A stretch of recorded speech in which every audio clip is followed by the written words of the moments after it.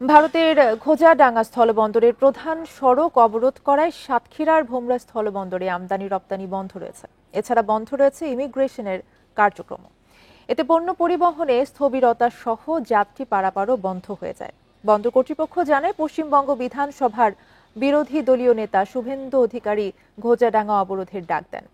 এরই অংশ হিসেবে ঘোজাডাঙ্গায় প্রধান সড়কে মঞ্চ তৈরি করে সমাবেশ হয়। এতে ভোমরা স্থলবন্দরের আমদানি রপ্তানি কার্যক্রম বন্ধ হয়ে যায়। ইমিগ্রেশনের কার্যক্রম বন্ধ থাকায় দূর দূরান্ত থেকে আগত যাত্রীরাও পড়েন বিপাকে। ভোমরা স্থলবন্দর দিয়ে গড়ে প্রতিদিন ২৫০ ট্রাক পণ্য আমদানি রপ্তানি হয়। বর্তমানে পাথর, চাল ও পেঁয়াজের ট্রাক বেশি ঢুকছে।